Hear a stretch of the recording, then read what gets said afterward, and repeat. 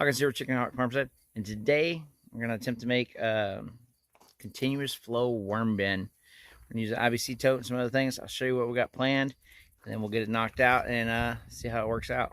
Be right back. All right, to start, you start with your IBC tote here. Take out the big one. For this project, we're just going to use half of it. So pulled it out, cut it in half.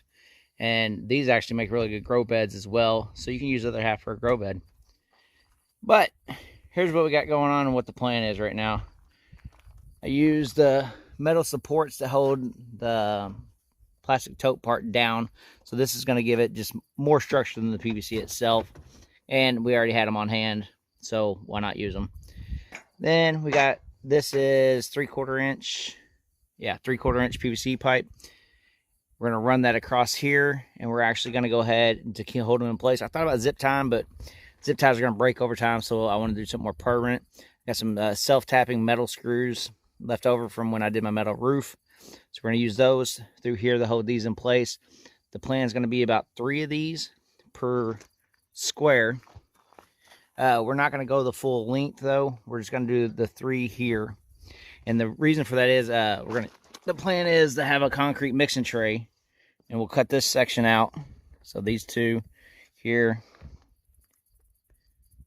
and then we can slide the concrete mixing tray in there, and you scrape the bottom of this where all the good worm stuff is supposed to be, all worm castings and everything, or the Vermicompost, and it's going to fall in that concrete mixing tray.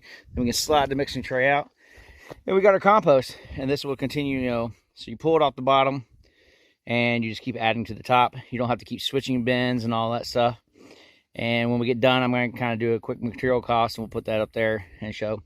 So let me get some of this knocked out, and if I have any troubles or issues, we'll be back and let you know about them.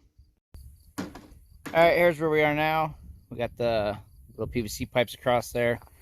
Yeah, I ended up using the shorter ones because these are cheaper, and I like the longer ones for if I do any more metal roofing on the shelf. So I would definitely go with, I think these are like 1 inch. But with the top of that, just used a step bit, drilled it out. So you drill through the top layer there, and then put your little self-tapping metal screw or whatever, put it through there. So we got those laid out, and then yeah, then we'll cut off the ends and clean these up. And we're going to go ahead and cut the next piece there and get it set on there. And another little tip, because we're going to be screwing straight down from here, that's really hard. Got the little 90-degree chuck there, so that made that a lot easier to sink those in. Here's the next step, and honestly, this using that half one that we had left over worked out really good. It's right at 19.5 inches. So you take out the size of your PVC pipe, and you want to level it out right there. We want to keep as much water out of here as we can. So the plan is to tarp this, and with the cage it's going to be awesome because we can just use one of the smaller tarps and actually use some bungee cords and pull it down. So far it looks pretty good. Our next step is to put some cardboard and stuff in the bottom, because you don't want to, all the stuff that you're composting and for the worms to eat to just fall straight through it. The idea, or how it's supposed to work, is it actually packs it down. So as the cardboard ends up decaying and you're adding your material to the top, it's going to pack that down to where it shouldn't fall through here unless you're actually scraping it. So that will kind of pack down and become, the vermicompost will be kind of pretty dense. And then I still got to cut this out, and here's our large mixing tray. So we'll cut those out here in a second, and that's actually just going to slide right in there. And we'll have room above it to scrape it with like a pitchfork or spud buster or whatever they're called, for, yeah, rake, anything. So be right back on the next step. All right, right here we got the final. As you can see on the bottom, I did have to end up making that wider, because this was just, we're talking about, if I cut the lip off the edge of that cement tray, it would have fit. But I didn't want to do that because that's how One part of the raise is strong. So I went ahead and cut another square out. Hopefully that's not gonna make this where this ends up bowing or something. But we'll have to see. I mean, that's just something we're gonna find out from the end. So like I said, now we'll put this under there. And we're gonna leave this under here. So if anything does end up just falling on its own, it'll land in here. And then we can also rake it up there. And I went ahead and this is about a week's worth of bedding and stuff from the quail setup I have in the garage.